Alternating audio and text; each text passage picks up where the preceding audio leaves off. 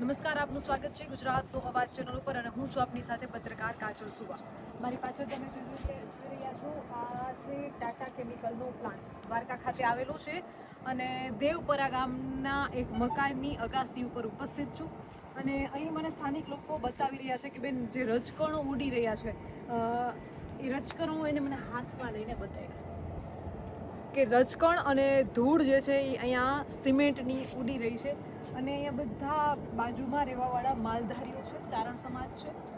કેમેરામેનને વિનંતી કરું કે એમના ઝૂંપડા પણ બતાવવામાં આવે.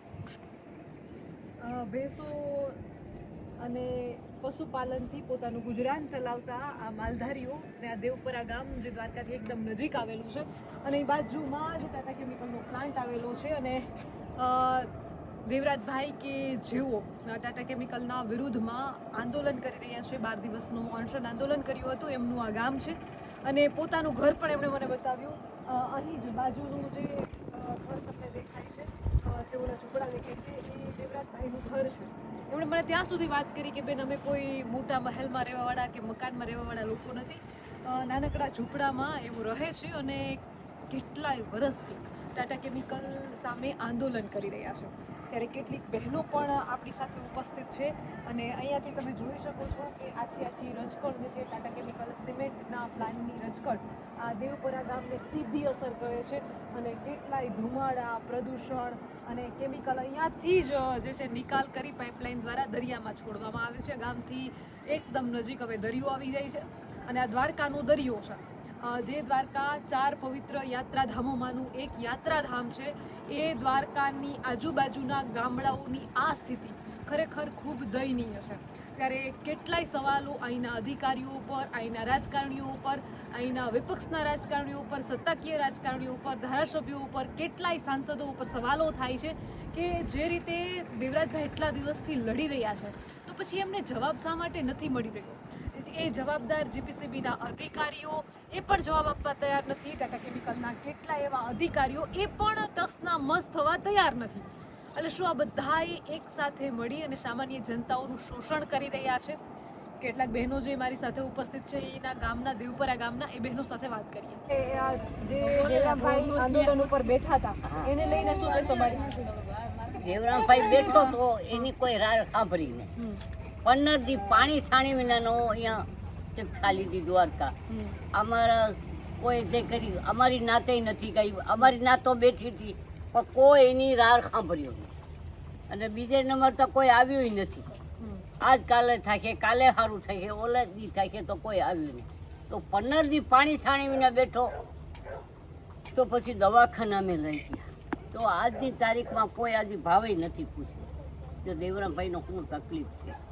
અત્યારે અમને તો નુકસાન છે પહેલે નંબર આ ઉડે છે, એ પાણીની તકલીફ, ઉડાનની તકલીફ કેટલી ખરાબ અને અમને કોઈ રોગ હતો નહીં, હવે થયો તો અમારી રાર કોણ સાંભળે? કેમ રોગ થયો? શું કારણ? એ તો શું નામે ના હોય મને દીકરી, કેમિકલમાં એમાં આ રોગ વધે છે. કેવું કેમિકલ કેવું ઉડે આ રજકણ તમારા? આ તો કઈ નથી નકરતા અહીંયા તો ઊભી હક નહીં, રાતે મૂકે છે, દિવસના મૂકે છે. કોણ અમે કહું ભગવાન થઈ ઘરમાં ગીરી જઈએ પછી ઉડે તો કેને કેવા જઈએ? ફેક્ટરી છે કેવાની છે ફેક્ટરી? આ કેવા છે? સિમેન્ટ. હા, સિમેન્ટ પ્લાન્ટ પેલી હતી નથી.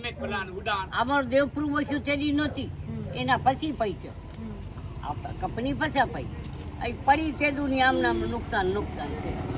હવે ભાઈ તો રારું દે છે, કોઈ સાંભળતું નથી. હવે જે માતાજી આગળ લઈ આવીને આ વાત છે. દેવરામભાઈ એટલા દિવસથી આંદોલન કરે છે, લગભગ 2010 થી ઘણા વર્ષથી. ઘણાથી હમણાં તો એકદમ 15 દિવસ એમને પડ્યો રહ્યો દ્વારકા, એકદમ પડ્યો હતો. કઈ નહીં ખાવું નહીં પીવું નહીં તો માતાજી દયા હતી તો બચી ગયો. ને કે અમારે શું ટાંકો વાટી લેવો કંપનીનો? કઈ સરકારનો મરી જાય તો શું કરી દેવું? આ દેવ દયા હતી ને તો બચી ગયો. કોઈ કંપનીના અધિકારીઓ તમારા પ્રશ્નો સાંભળવા આવ્યા નથી? આવ્યા ખબર ઈદું તો છોડો, કોઈ આવ્યું જ નથી.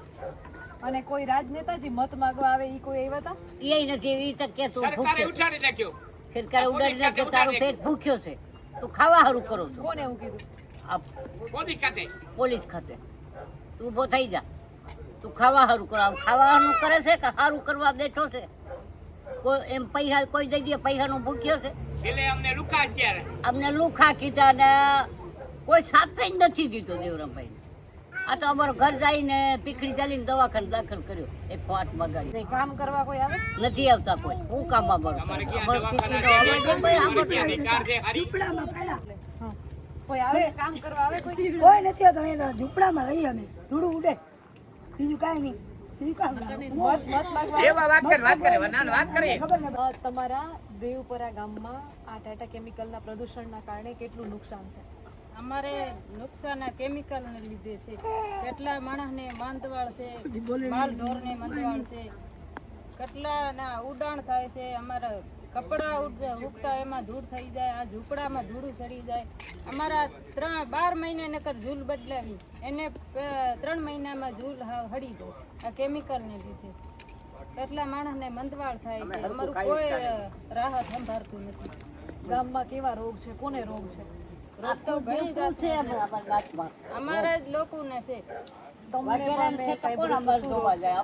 કિડની ફૂલાય છે પહેલેથી પથરી હવે કિડની ફૂલાય છે મારી સાસુને છે એને કેન્સર છે એને અમદાવાદની દવા ચાલુ છે ઉંમર કેટલી છે તમારી અમારી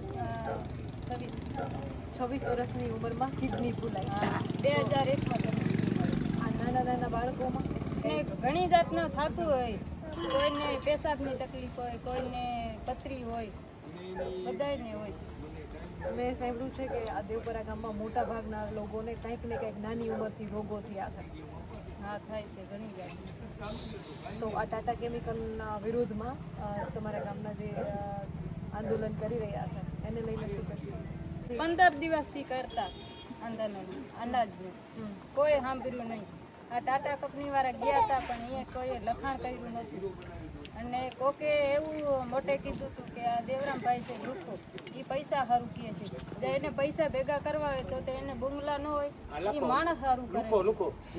હા લુખો કીધું હતું જે વિજય છે એ બોલે છે અને જે કહીએ છીએ અમે સાચા છે એટલે તમારો એડ્રેસ લોકો જ આવ્યો છે બરોબર એટલે આ ઉડાણ છે તે અમારું કોઈ માહિતી કરી